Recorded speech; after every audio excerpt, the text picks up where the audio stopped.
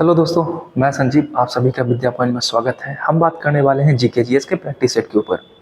ये GK GS का question है जो आरपीएफ कांस्टेबल में पहले ही पूछा जा चुका है। तो वैसे बच्चे जो 8 जनवरी को जिनका आरपीएफ कांस्टेबल का एग्जाम है वो एक बार पेपर देख लेंगे कि कैसा क्वेश्चन पूछा जाता है। और साथ ही साथ वैसे बच्चे भी जो जीके जीएस की तैयारी कर रहे हैं, आप लोग सेट लगाओ और देखो यहाँ से कितनी जानकारी आपको हासिल हो पाती है या कितने अच्छे से आप पढ़ रखे हो, क्लियर हो जाएगा सारी बातें। और जो बच्चे ऑफलाइन क्लासेस करना चाहते हैं फाउंडेशन बैच, वो मैं स्टार्ट कर रखा हूँ 8 से 10। तो 8 से 10 फाउंडेशन बैच में आ सकते हैं। 8 से 9 ज्योग्राफी का क्लास है और 9 से 10 हमारा साइंस का क्लास है, फिजिक्स। साथ ही साथ 2 से 4 प्रैक्टिस सेट है, दरोगा का भी और बिहार एसएससी का भी। तो जो ज्वाइन करना चाहते हैं दिए गए नंबर पे कांटेक्ट कर लेंगे। क्लासेस बिल्कुल फ्री है, ठीक है, पैसा नहीं लगने वाला। और चलते हैं अब क्वेश्चन के ऊपर। ये सेट हमारा छठा सेट है। इससे पहले भी 5 सेट डाला जा चुका है, जाके आप देख लेना। अपना स्कोर आप हमें कमेंट में जरूर बताना और जो क्वेश्चन मैं पूछूं उसका आंसर भी कमेंट में मेंशन करना। चलते पहले क्वेश्चन के ऊपर। पहला क्वेश्चन कह रहा है कि जवाहरलाल नेहरू की मृत्यु के बाद भारत में अंतरिम प्रधानमंत्री के रूप में किसे चुना गया था? तो जवाहरलाल नेहरू की मृत्यु जो होती है वो होती है 27 मई को, 27 मई 1964 को। इसी समय नेहरू जी की मृत्यु हो जाती है और इसी समय प्रधानमंत्री बनते हैं गुलजारी लाल नंदा। लेकिन ये ज़्यादा समय तक रहते नहीं हैं, ये रहते हैं 9 जून तक। 9 जून 1964 तक ये प्रधानमंत्री के पद को संभालते हैं। और इसके बाद आते हैं लाल बहादुर शास्त्री जी। और शास्त्री जी 1966 तक प्रधानमंत्री के रूप में काम करते हैं। और जनवरी 1966 में जवाहरलाल नेहरू शास्त्री जी की मृत्यु हो जाती है। शास्त्री जी की मृत्यु होती है ताशकंद में, ठीक है। और कहा जाता है कि वहीं गए थे तो इनकी मृत्यु हार्ट अटैक से हुई थी। आज तक रहस्य बना हुआ है कि इनकी मृत्यु हार्ट अटैक से हुई थी या जहर देने से हुई थी। कुछ लोग का मानना है कि इनकी मृत्यु जहर देने से हुई थी, ठीक है। आगे चलते हैं। और इसके बाद प्रधानमंत्री बनती है इंदिरा गांधी। और इंदिरा गांधी 1966 से लेके 1977 तक भारत की प्रधानमंत्री बन के रहती है। और यहीं पे 1975 में ये इमरजेंसी लगाती है, 25 जून 1975, जो लगभग 2 सालों तक चलता है। और हमारे तत्कालीन प्रधानमंत्री मोदी जी 25 जून को सुशासन दिवस मनाना स्टार्ट किए हैं, क्योंकि इसी दिन इंदिरा गांधी क्या की थी, इमरजेंसी लगा दी थी। इसलिए हर साल हम लोग 25 जून को सुशासन दिवस मनाएंगे, ठीक है। अगले क्वेश्चन पे चलते हैं। तो ये जितनी भी सारी एक्स्ट्रा इंफॉर्मेशन मिल रहा है हो सके तो नोट डाउन कर लीजिएगा, ठीक है। आगे, राष्ट्रकूट का शाही प्रतीक क्या था? यानी हर जितने भी वंश थे उसका अपना एक झंडा था, तो झंडा में एक चित्र बना होता था। तो राष्ट्रकूट वंश के झंडे में किस चीज का चित्र था? जैसे मौर्य वंश के झंडे में मोर का चित्र होता था, है ना।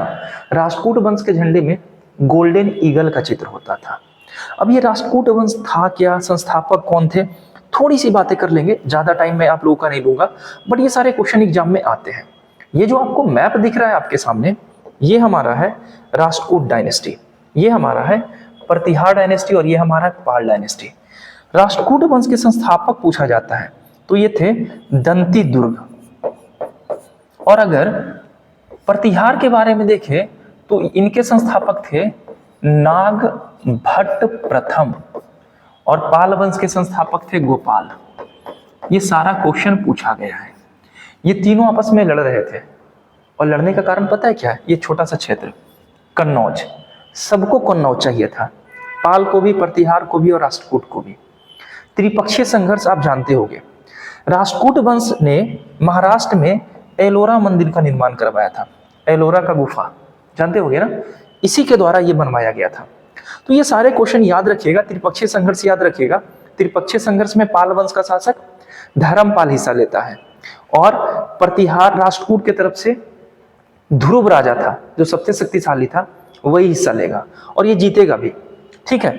तो ये सारी बातें याद रखिएगा। पाल, प्रतिहार, राष्ट्रकूट, त्रिपक्षीय संघर्ष और ये एलोरा, ये लगभग 8वीं शताब्दी में इसका निर्माण किया जाता है। तो ये सारे क्वेश्चन एग्जाम में पूछे जाते हैं, ठीक है। आगे चलते हैं। मिजोरम की राजधानी क्या है?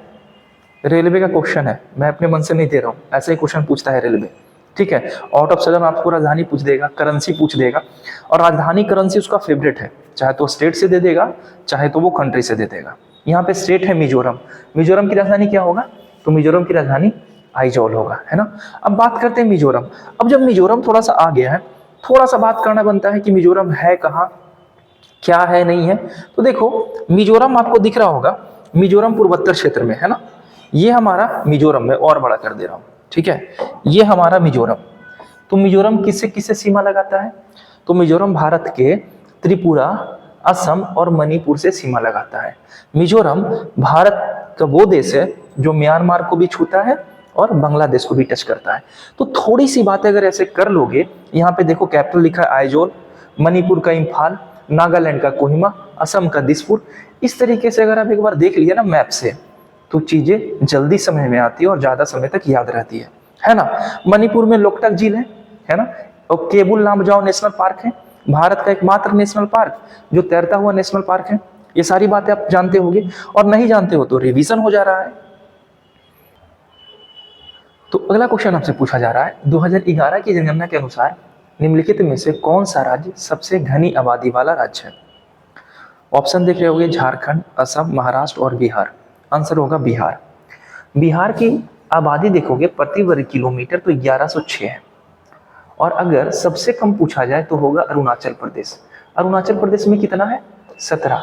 एक वर्ग किलोमीटर में 17 लोग निवास करते हैं, वहीं बिहार में 1106 लोग निवास करते हैं। ये हमारा बिहार का मैप है। तो एक बार थोड़ी सी बातें बिहार के मैप पे कर लेते हैं, थोड़ी सी बातें, ज्यादा नहीं करेंगे। जैसे पूरब से पश्चिम की लंबाई और उत्तर से दक्षिण की लंबाई पूछेगा, तो उत्तर से दक्षिण की लंबाई 345 किलोमीटर और पूरब से पश्चिम की लंबाई 483 किलोमीटर है बिहार का। जनसंख्या के मामले में बिहार तीसरे नंबर पे, और क्षेत्रफल के मामले में बिहार 13वें नंबर पे है। अगर बिहार में सबसे अधिक जनसंख्या घनत्व तो देखें तो शिवहर का है 1880, और सबसे कम देखें तो ये कैमूर आपको दिख रहा होगा, ये है 488। तो ये सबसे कम जनसंख्या घनत्व कैमूर का, सबसे अधिक जनसंख्या घनत्व शिवहर का। तो बिहार में तो ढेरे सारी बातें बन जाएगी, जैसे बिहार से गंगा नदी बिहार के 12 जिले से होकर क्रॉस करती है, बिहार में 9 प्रमंडल है। तो वो सब बातें नहीं करेंगे, अगले क्वेश्चन पे चलते हैं। अगला क्वेश्चन है, सरदार सरोवर बांध स्थित है। सरदार सरोवर बांध कहाँ है, इजी क्वेश्चन दिया है, आंसर मार दिए होंगे, गुजरात। सरदार सरोवर बांध किस नदी पर दिया जाएगा, तो नर्मदा नदी पर है, गुजरात में है, और नर्मदा नदी अमरकंटक के पठार से निकलती है। अब कुछ मैप आप देख लो जो अक्सर एग्जाम में पूछे जाते हैं। यहाँ पे आपको दिख रहा होगा थोड़ा सा मैप, कौन कौन मैप है, तो देखो जैसे मेट्टूर बांध कहाँ है, तमिलनाडु में। इडुक्की बांध, इडुक्की हमारा केरल में पेरियार नदी पर। नागार्जुन सागर बांध कृष्णा नदी पर है। हीराकुंड बांध महानदी पर है। तीस्ता नदी पर है। टिहरी बांध भागीरथी नदी पर है।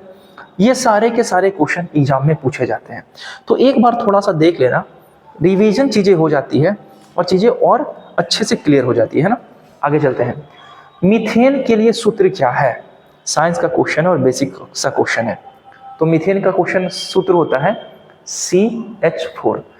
अब मीथेन होता है ना, ये आप पढ़े होंगे, meth, eth, prop, but, pent, hex, hept, oct, non और डेक। यानी 1 2 3 4 5 6 इस तरीके से आप चीजें पढ़े होंगे, है ना, केमिस्ट्री में।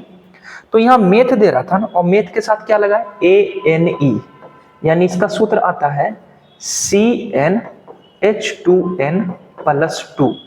यानी अगर मीथेन है तो मीथेन का एक C का वैल्यू अगर 1 रहेगा तो हम हर जगह n का वैल्यू 1 है ना, तो यहाँ पे भी इंटू n करेंगे और +2 करेंगे, तो बराबर हमको क्या मिलेगा, CH4 अगर मीथेन रहा तो। अगर इथेन रहा तो ईथ मतलब होता है 2, तो C का वैल्यू में n का मान 2 रखेंगे तो H इंटू 2 इंटू +2 बराबर कितना मिलेगा हमको, तो बराबर मिलेगा C2H6। ये इथेन का सूत्र हो गया। तो इसी तरीके से मीथेन, इथेन, प्रोपेन, ब्यूटेन, किसी का भी सूत्र पूछे आप 1 से लेकर 10 तक याद रखना सारा का सारा, और ये फॉर्मूला पे पुट कर देना। आपका अल्केन का फॉर्मूला ये है। एक अल्केन का फॉर्मूला होता है जिसमें ANE आता है, एक अल्कीन होता है और एक होता है अल्काइन, YNE, है ना। तो ये फॉर्मूला इसका भी दोनों का होता है, लेकिन आप पहले ये याद कर लो, आगे जब मिलेगा हमको अल्कीन और अल्काइन, CnH2n और CnH2n-2, ये दोनों अल्केन और अल्कीन का, ये सिंगल बॉन्ड होता है, ये डबल बॉन्ड होते हैं और ये ट्रिपल बॉन्ड होते हैं, है ना। आगे बात करते हैं। निम्नलिखित में से कौन हिमाचल प्रदेश का लोकप्रिय नृत्य है? ऐसे ही फालतू सा क्वेश्चन देगा। हिमाचल प्रदेश का लोकप्रिय नृत्य ये है चरवा। चरवा जो है हिमाचल प्रदेश का लोकप्रिय नृत्य है। अब हिमाचल प्रदेश आ गया है तो थोड़ा सा हिमाचल प्रदेश को देख लेते हैं, और जो चीजें जानने वाली बातें हैं वो थोड़ा सा कर लेते हैं, ज्यादा परेशान होना नहीं है। हिमाचल प्रदेश आपको दिख रहा होगा, ये है, सॉरी ये है, मैं अरुणाचल प्रदेश के पास चला गया, ये आपका हिमाचल प्रदेश, तो मैं यहीं पे रहूंगा, ठीक है ना। हिमाचल प्रदेश में एक दर्रा है, सिपकिला दर्रा, और इसी दर्रे से होकर सतलज नदी प्रवेश करती है, ठीक है। हिमाचल प्रदेश से सतलज नदी प्रवेश करती है। हिमाचल प्रदेश में रावी नदी, ब्यास नदी और हमारा चिनाब नदी, ये तीनों नदियां हिमाचल प्रदेश से निकलती है, ठीक है। तो ये सारी बातें हिमाचल प्रदेश किसको किसको छूती है? देहरादून को, उत्तर प्रदेश को भी हिमाचल प्रदेश छू रही है, टच कर रही है, अच्छे से देख लीजिएगा। ये क्वेश्चन पूछता है कि हिमाचल प्रदेश भारत के कितने राज्य को छूती है, तो हिमाचल प्रदेश भारत के 6 राज्यों को छूती है, और साथ ही साथ हमारे चीन यानी तिब्बत के साथ सीमा लगाती है, और सिपकिला दर्रा से होकर सतलज नदी हिमाचल प्रदेश में प्रवेश करती है। आगे चलते हैं अगले क्वेश्चन पे। निम्नलिखित में से कौन सी फसल जयाद फसल नहीं है? अच्छे से पढ़ना। जयाद फसल कहते किसे हैं? तो जयाद फसल उस फसल को कहते हैं जो मार्च अप्रैल में बोया जाता है ना, और जून जुलाई में इसे काट लिया जाता है, इसे कहते हैं जयाद या नगदी फसल। और ऐसे फसल जिसे खेत से ही बेच दिया जाता हो उसे नगदी फसल कहते हैं। और इसमें सरसों जयाद फसल नहीं है, बल्कि ये रबी फसल है। रबी फसल किसे कहते हैं? तो जो ठंड के मौसम में बोया जाता है, अक्टूबर नवंबर में, और मार्च अप्रैल में काट लिया जाता है, जैसे में सरसों, जैसे में आलू, जैसे में हमारा हो जाता है गेहूं, ये सारे रबी फसल है। और खरीफ फसल जो गर्मी के सीजन में बोए जाते हैं और ठंड आने से पहले काट लिए जाते हैं। मार्च अप्रैल में उसको बोएंगे और हमारा सितंबर अक्टूबर के आसपास में काट लेंगे, जैसे में धान, है ना। तो ये सारी बातें याद रखिएगा, ये सारा नगदी फसल है जिसको खेत से ही निकाल के बेच देना है, स्टोर इसको कर नहीं सकते हैं। आगे चलते हैं। निम्नलिखित में से किस महाद्वीप में ग्रेट विक्टोरिया रेगिस्तान है? ये क्वेश्चन अच्छा क्वेश्चन है। रेगिस्तान से, घास से, बांध से, विश्व के ये सारे क्वेश्चन विश्व से आते हैं ना, तो थोड़ा अच्छा रहता है, क्योंकि लोग विश्व के मैप पे ध्यान देते नहीं है। इसका आंसर होगा ऑस्ट्रेलिया। अब घास का मैदान आया है तो थोड़ी सी बातें हम घास के मैदान पे कर लेते हैं।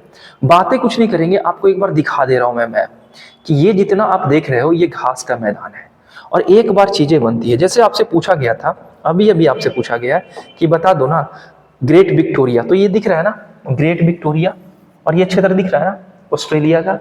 तो ये सारे, जैसे में भारत में थार है, यहाँ पे आपका कालाहारी रेगिस्तान है, नामीबिया रेगिस्तान है, गोबी मरुस्थल है, टकला कलाम मरुस्थल है। ये सारे क्वेश्चन रेगिस्तान से एक एक करके क्वेश्चन पूछे जाते हैं।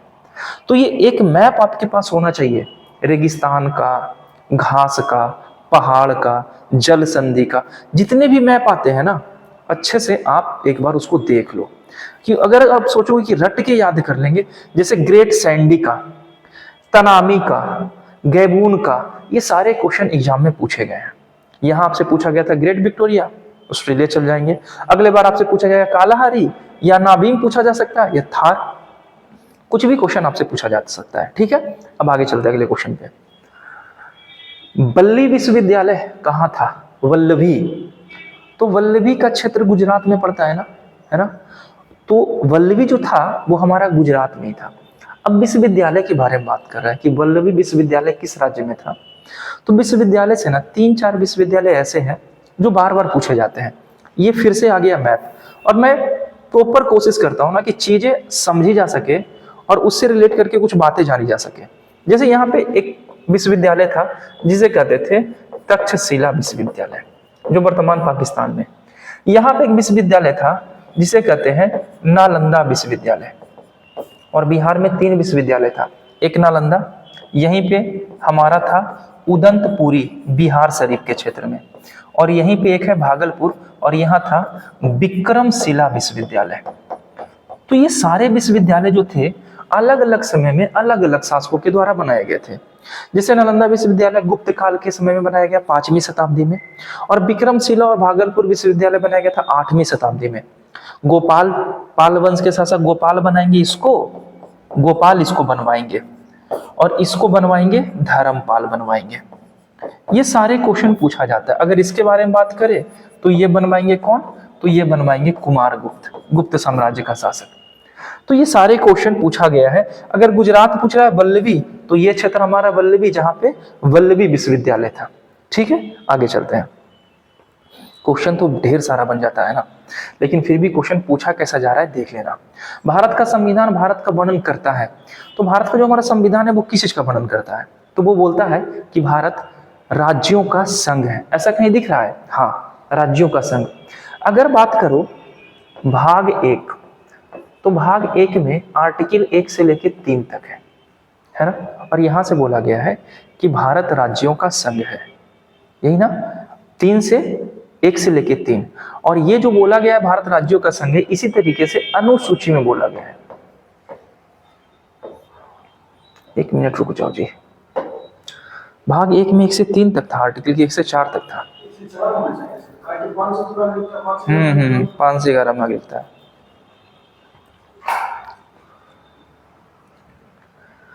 अगला क्वेश्चन पूछा जा रहा है, भारत का संविधान भारत का वर्णन करता है।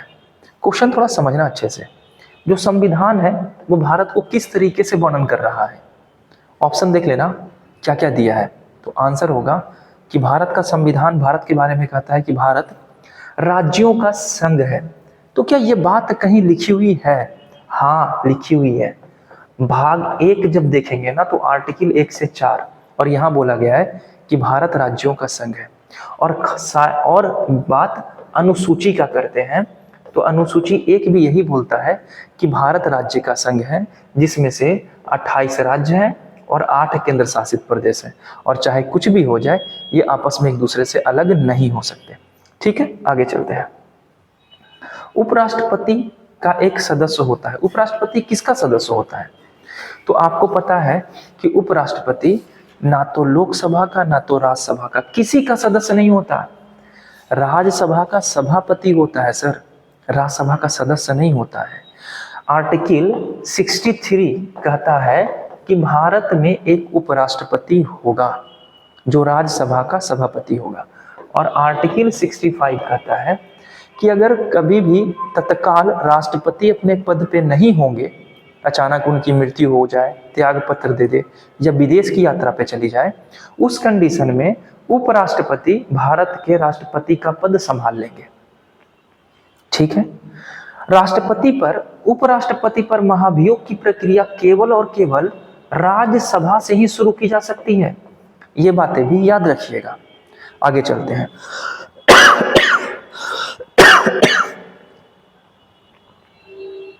अगला क्वेश्चन आपसे पूछा जा रहा है, निम्नलिखित में से किस वर्ष को संयुक्त राष्ट्र द्वारा अंतर्राष्ट्रीय जल सहयोग वर्ष घोषित किया गया? तो अंतर्राष्ट्रीय जल सहयोग वर्ष घोषित किया गया था संयुक्त राष्ट्र के द्वारा 2013 में। 2013 को अंतर्राष्ट्रीय जल सहयोग वर्ष घोषित किया गया।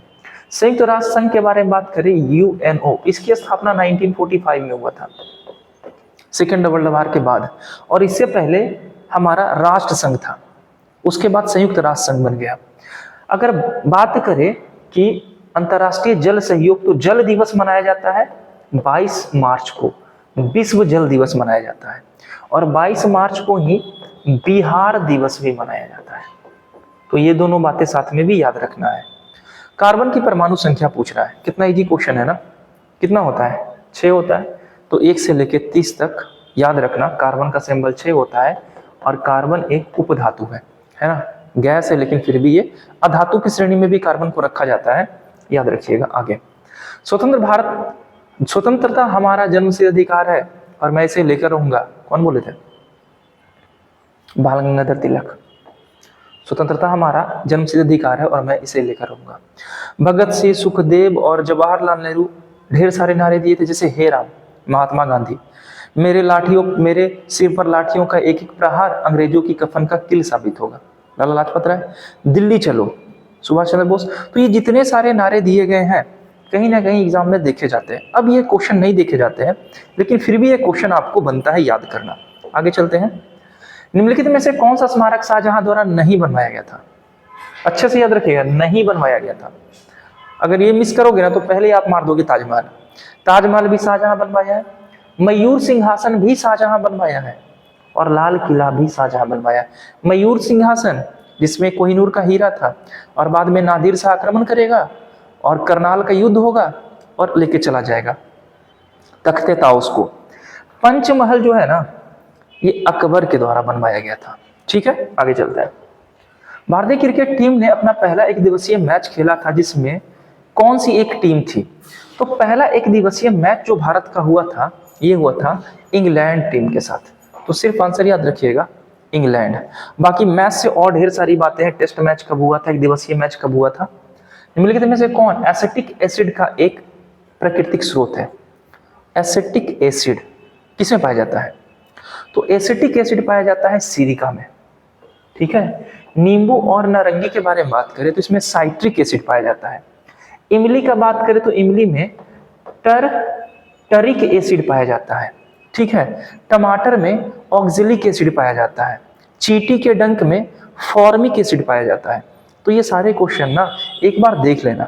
घास में ऑक्जेलिक एसिड पाया जाता है। ये सारे क्वेश्चन पूछे जाते हैं। बार्ली लोक पेंटिंग भारत के किस राज्य के लिए जाना जाता है? बार्ली लोक पेंटिंग, अच्छा क्वेश्चन है। इसका आंसर क्या होगा? अच्छे से ऑप्शन देख लो। इसका आंसर होगा महाराष्ट्र। जैसे में हमारा बिहार का है ना, बिहार का मधुबनी पेंटिंग है, जानते होंगे आप लोग। उसी तरीके से महाराष्ट्र का बार्ली लोक पेंटिंग है। और मधुबनी पेंटिंग से वैसे भी मेंस में क्वेश्चन बनते हैं बीपीएससी का। निम्नलिखित में से कौन सा दुनिया का क्षेत्रफल के हिसाब से सबसे बड़ा देश है? अब इससे भी कोई आसान क्वेश्चन मिल सकता है आपको। कौन है? रूस होगा सबसे बड़ा। अगर भारत का बात करें तो 7वें नंबर पे है ना। दूसरे नंबर पे हमारा कनाडा हो जाएगा, पहले नंबर पे रूस हो जाएगा। ये सारे क्वेश्चन सीक्वेंस में सजाना जानते होगे आप।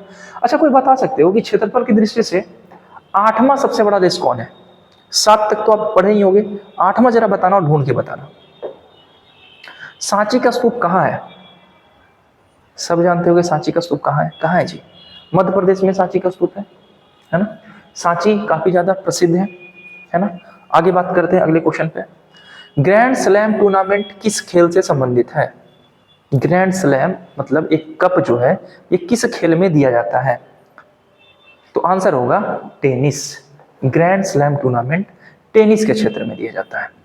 आगे चलते हैं। ब्राजील की मुद्रा क्या है? अब यहां पे लिखा है ना ब्राजीलियन ब्राजीलियन ब्राजीलियन, ऐसे नहीं देगा, यही चारों ऑप्शन देगा, रिंगित, रियाल, रैंड और पीसो। तो कंट्री से, कैपिटल से भी पूछेगा, करेंसी से पूछेगा, जैसा कि मैं स्टार्टिंग से बोल रहा हूं ना। आंसर होगा रियाल। ब्राजील की मुद्रा है रियाल। केनिया की राजधानी, लो एक करेंसी से क्वेश्चन और एक कैपिटल से क्वेश्चन। तो केनिया की राजधानी नैरोबी। ठीक है, आगे चलते हैं। चंद्रमा और पृथ्वी की बीच की दूरी पूछ रहा है, कितना है? अभी तक पूछ रहा था कि चंद्रमा की रोशनी पृथ्वी तक कितने समय में पहुंचती थी। तो आंसर होता था 1.3 सेकेंड। सूर्य की रोशनी धरती पर कब पहुंचती थी? तो 8 मिनट 20 सेकेंड, है ना। ये पूछ रहा है दूरी, तो दूरी होगा 3.84 इंटू 10⁵ किलोमीटर। आगे चलते हैं। पीटी उषा का उपनाम क्या है? तो पीटी उषा का उपनाम है फ्लाइंग महिला, इसे कहा जाता है। इनका जन्म केरल में हुआ था 1964 में। ठीक है, इतनी बातें थोड़ी याद रखिएगा। कभी कभी पूछ लेगा कि ये खिलाड़ी किस राज्य से संबंधित है, ये भी क्वेश्चन पूछता है एग्जाम में। आधुनिक मनु के नाम से कौन जाने जाते थे? आधुनिक मनु तो बाद में देख लेना, पहले ये बता दो पहले जो मनु थे वो किसके दरबार में रहते थे? मनु एक जाने माने इतिहासकार है और ये रहते थे शुंग वंश के शासक पुष्यमित्र शुंग के शासनकाल में मनु रहते थे। और अभी आधुनिक मनु कहा जाता है BR अम्बेडकर को। और अम्बेडकर साहब के बारे में तो सब जानते हैं, संविधान के निर्माता, प्रारूप समिति के अध्यक्ष, है ना। आगे चलते हैं। तृतीय गोलमेज सम्मेलन कब आयोजित हुआ था? तो तृतीय तो बाद में जान लेना, पहला कब हुआ था 30 में, दूसरा 31 में और तृतीय 32 में। द्वितीय गोलमेज सम्मेलन में कांग्रेस की तरफ से सिर्फ गांधी जी भाग लिए थे और इसके तरफ कोई नहीं गया था उसके बाद, और द्वितीय गोलमेज सम्मेलन भी असफल रहा। गांधी इरविन समझौता हुआ था 1931 में, है ना, वो भी असफल रहा। और एक क्वेश्चन और पूछता है कि तीनों गोलमेज सम्मेलन में भाग लेने वाले व्यक्ति कौन थे, तो बाबा साहब थे, भीमराव अंबेडकर और तेज बहादुर सप्रू। ये दोनों ऐसे व्यक्ति थे जो तीनों गोलमेज सम्मेलन में हिस्सा लिए थे। ठीक है, आगे चलते हैं। नीति आयोग के सीईओ कौन है? ये पुराना क्वेश्चन है, अब चेंज हो गया है। नीति आयोग के इस समय के सीईओ अमिताभ कांत थे। नीति आयोग की स्थापना अगर पूछा जाए कब किया गया था, तो 1 जनवरी 1915 को किया, सॉरी 2015 को किया गया था। 1915 ना, काफी पहले चले गए, 2015 में किया गया था। और नीति आयोग किसके जगह पे आया है, तो नीति आयोग योजना आयोग को खत्म करके उसके जगह पे नीति आयोग लाया गया था। नीति आयोग के अध्यक्ष होते हैं प्रधानमंत्री। ठीक है, तो प्रथम नीति आयोग के अध्यक्ष कौन थे, इसका आंसर आप जरा कमेंट में देना। भारत के संघीय न्यायालय की स्थापना किस वर्ष की गई थी? और ये क्वेश्चन लास्ट का आपके लिए है, ये आज का लास्ट क्वेश्चन है, इसका आंसर आप हमें कमेंट में देना। मिलते हैं नेक्स्ट वीडियो में नेक्स्ट क्वेश्चन के साथ। आई होप कि आपको वीडियो अच्छा लगा होगा, एक्सप्लेनेशन अच्छा लगा होगा। अगर अच्छा लगा तो लाइक कीजिए, शेयर कीजिए। बाय।